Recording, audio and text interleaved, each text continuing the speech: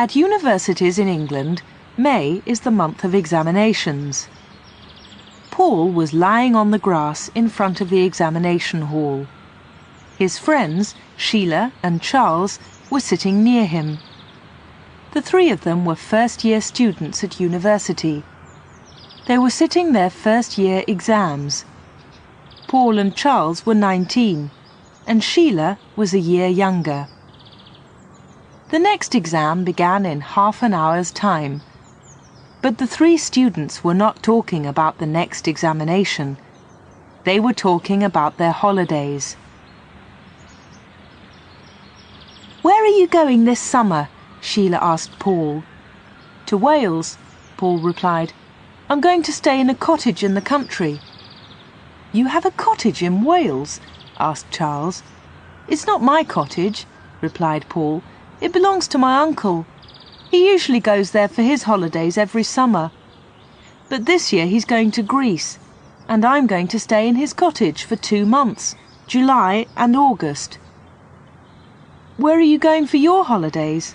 Paul asked. "We don't know," replied Sheila. "We haven't decided yet." "Why don't you both come to Wales?" said Paul. "You can stay with me for a week or 2. "What do you think, Charles?" asked Sheila. The college bell rang loudly. It was time for the next examination. "We'll talk about it after this exam," Charles replied. "Let's go now." The students got up from the grass. They picked up their notebooks and hurried towards the examination hall. 3 hours later, the examination was over. Paul, Sheila and Charles were sitting in a cafe. "What's your uncle's cottage like?" Sheila asked Paul. Paul took a photograph out of his wallet. "It looks lovely," said Sheila. "It is lovely," agreed Paul, "but it's very lonely. There are no houses near the cottage, and there's no electricity and no telephone." "Oh, let's go and stay with Paul," Sheila said to Charles. "OK," agreed Charles. "We can stay there for a week." The three students made arrangements for their holiday in Wales. "Come on the 5th of August," said Paul. "That's a Monday. The train from London arrives at Llanfoy station at 1:30. "Where's Llanfoy?" asked Sheila. "It's a small railway station near the cottage," answered Paul. "Fast trains from London stop there." "How do we get from the station to the cottage?" asked Charles. "Look, I'll draw a map," said Paul. "The railway line goes through a long tunnel before Llanfoy station. The cottage is on the hill above this tunnel." Charles gave Paul his diary. Paul drew a map and wrote down the name and address of the cottage. "There you are," said Paul. "But don't worry, I'll meet you at Llanfoy station. I'll see you there on Monday the 5th of August at 1:30.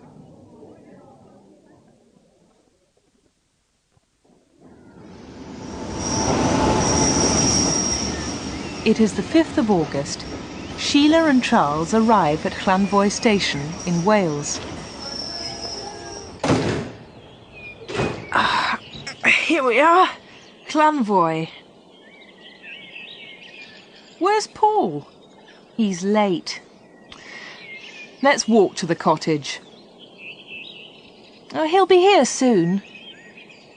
Just then, a soldier walked past. "Excuse me, is there a cafe near here?" Yes, outside the station." "Charles, what's in those bags?"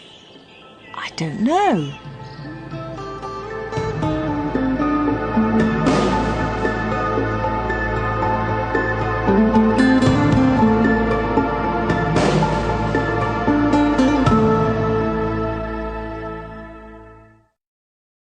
The picture sequence from the cinema has finished.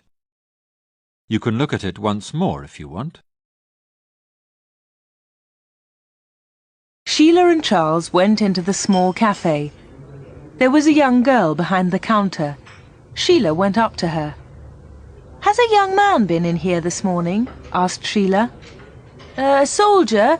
Asked the young girl. No, not a soldier, a student, replied Sheila. Oh, we see a lot of soldiers here, said the girl, but no students. Charles asked for 2 coffees. He sat down with Sheila at a table near the window. Paul's forgotten about our visit, he said.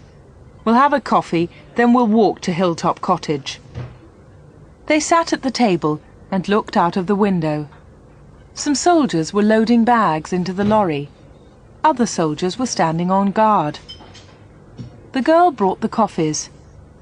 What's in those bags? Charles asked her. Banknotes, replied the girl. The money comes from London by train. Then the soldiers take it to a large army camp near here. What do they do with the money? Sheila asked. I don't know, said the girl, and she walked away. They're probably old banknotes, said Charles.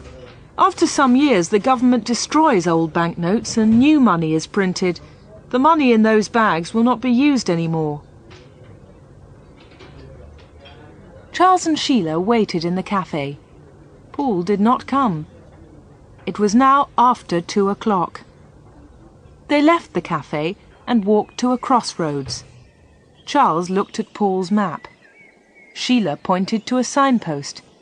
That's the road to Barcony, she said. They pulled their rucksacks onto their shoulders and walked along the road. It was a very hot day. The sun was shining brightly, and they walked slowly. After an hour, they came to a telephone box. On the left, there was a narrow lane into the woods. The telephone box is on Paul's map, said Charles. This is the way to the cottage. They walked up the narrow lane. Tall trees grew on each side.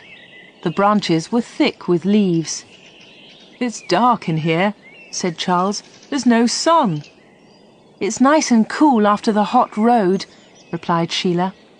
Anyway, Paul's cottage is higher up. It'll be brighter up there. They walked farther up the steep, dark lane. I don't like this place, said Charles. It's too dark. What a place for a holiday. Oh, come on, said Sheila.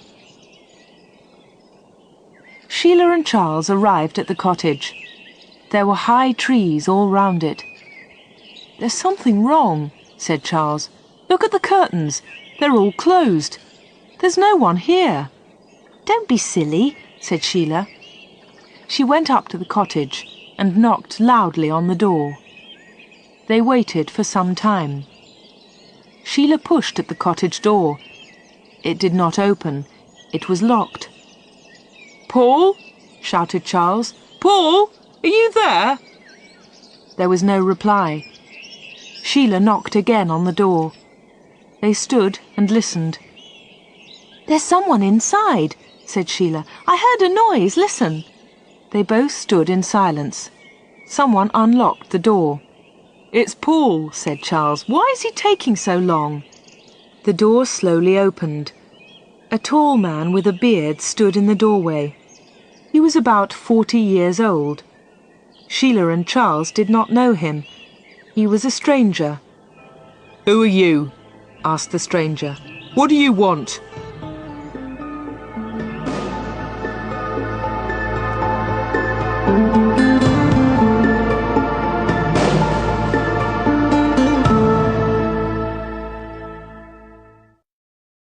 The picture sequence from the cinema has finished. You can look at it once more if you want. Sheila looked up at the tall man. Is Paul in? She asked. Paul? Said the stranger. There's no one here with that name. You've made a mistake. The stranger slowly closed the door. But this cottage belongs to Paul's uncle, said Sheila. We saw it in a photograph. It was another cottage in your photograph, said the man. It wasn't this one. This cottage is mine. I live here. The man was becoming angry. You've made a mistake, he shouted. I don't like visitors here. Go away. The door closed with a loud bang. Sheila turned away from the door. She saw a piece of paper under a bush. She stopped and quickly picked up the paper. "We've made a mistake," said Charles. "Paul isn't here. We've come to the wrong cottage. Let's go back to the road." They walked back down the lane. After a few minutes, Sheila stopped. The cottage was now behind the trees. Sheila opened the piece of paper and looked at it in surprise. "We haven't made a mistake," she said to Charles. "Look at this." Charles took the paper and looked at it. "It's an examination paper," he said. "It's our exam paper. We sat this exam in May." "Paul sat this exam too. So Paul is here. Something is wrong." "Look, there's an old building. We'll wait there. But what are we going to do?" "We'll go back to the cottage tonight. We must find Paul." "Listen, I can hear a noise. It's a lorry. It's coming up the lane to the cottage."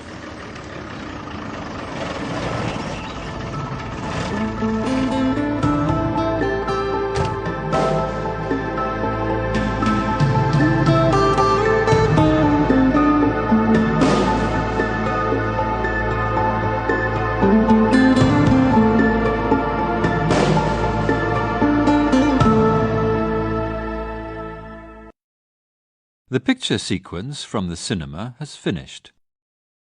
You can look at it once more if you want.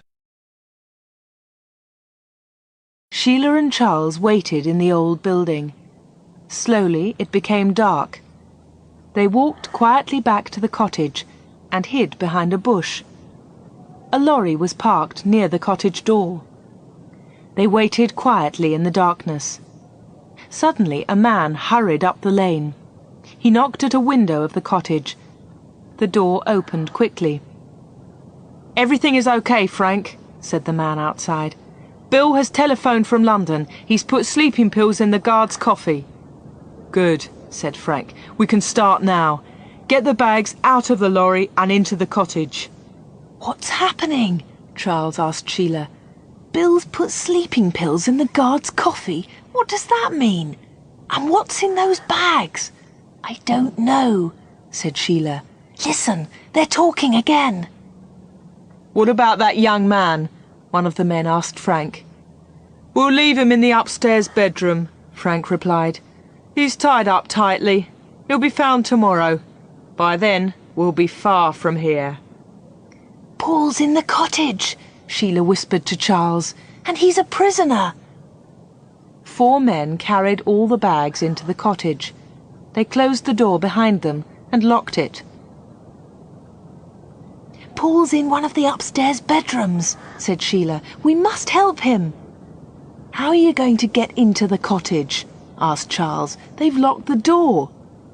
"I'll climb up onto the top of the porch," said Sheila. "Then I'll get in through a window." Sheila and Charles waited for half an hour. Then they walked up quietly to the front door. There were no lights in the cottage. "Help me up, Charles," said Sheila. Sheila stood on top of the porch. She reached up and pulled at the window. It opened slowly and made a loud noise. Sheila waited for a few moments. Nothing happened. She opened the window wide. The curtains inside were closed. She opened them carefully and climbed into the bedroom. In the dark room, Paul was lying on a bed. He was tied up tightly, and there was a gag over his mouth. Sheila quickly took off the gag. "Shh," she said. "Don't make a noise. There are some men downstairs."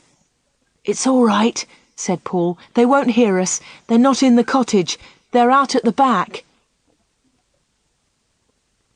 Sheila slowly untied the ropes round Paul. "What's happening?" she asked him. "Who are those men? What are they doing?" "They're going to rob a train tonight." "Rob a train?" asked Sheila in surprise. "They found an old shaft behind the cottage," said Paul. "The shaft goes down into the railway tunnel. They're going to change the signal in the tunnel. The signal light will be red, and the train will stop. Now I understand, said Sheila. Someone has put sleeping pills in the guard's coffee. That's part of their plan, said Paul. The train will stop in the tunnel and the guard will be asleep. The men will steal the bags of money from the train and escape up the shaft. But these men have taken bags into the cottage, said Sheila. What are they for? The bags are full of paper, said Paul. They look like the bags of money. The soldiers won't find the paper until tomorrow morning. Then these men will be far away from here. We can run down to the telephone box, said Sheila. We can telephone the police from there. There isn't enough time, said Paul. We have to stop these men. We can put heavy stones over the shaft. Then the men can't get out. And Charles can run down and telephone the police, said Sheila. Now all the knots were untied and Paul was free. They climbed out of the window. Charles was waiting for them in the darkness.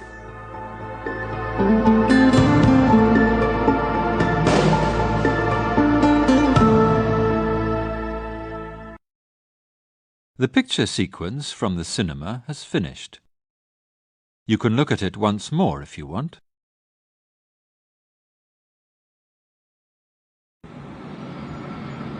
The train from London was in the long tunnel. The signal is red, said the driver to his mate. That's unusual. The train slowed down. It stopped on a long bend in the tunnel. The driver's mate looked back. The end of the train was out of sight. What about the money in the guard's van? The mate asked the driver. Don't worry, replied the driver. Pete's a good guard. The driver watched the signal. It was red. The train waited in the long tunnel. Frank and his men were in the tunnel. They were waiting at the bottom of the shaft. The train slowed down and stopped. The guard's van was in front of them. Frank quickly climbed up. He opened the lock on the door of the guard's van. He looked inside. It's all right, he said to the others. The guard has drunk the coffee. He's sleeping. Frank threw down the bags of money. Throw up the bags of paper, he told his men, and move quickly. We haven't much time. A few minutes later, Frank and his men were at the bottom of the shaft. They were carrying the bags of money. Get up to the cottage, Frank said. I'll follow you in a moment. The signal changed from red to green. The train moved towards Llanvoy station. Good, thought Frank. The plan has worked. At the top of the shaft, Sheila and Paul were working fast in the darkness. There was a heavy iron cover at the entrance to the shaft. They pulled the cover over the entrance and put some heavy stones on top of it. The first of Frank's men reached the top of the shaft. His head hit the iron cover. He reached up with one hand and pushed. The cover did not move. There's something wrong, he shouted. I can't get out. Below him in the shaft, the other men waited. They were trapped.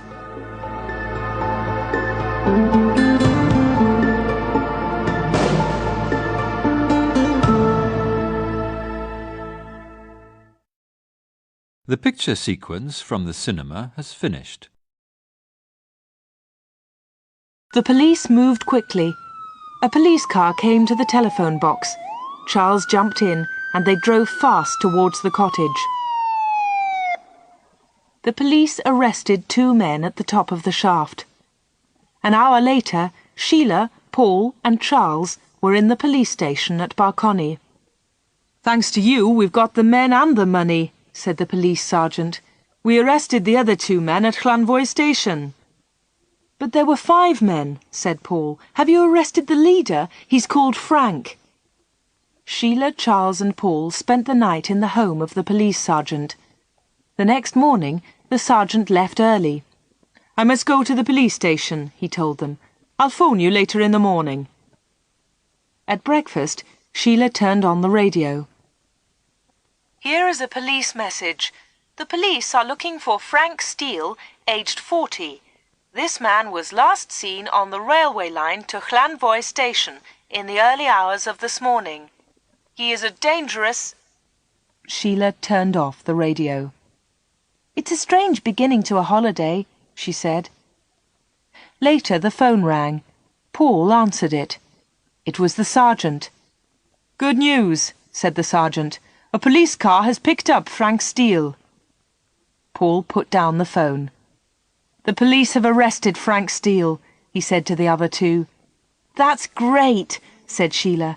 Now we can go back to the cottage and begin our holiday.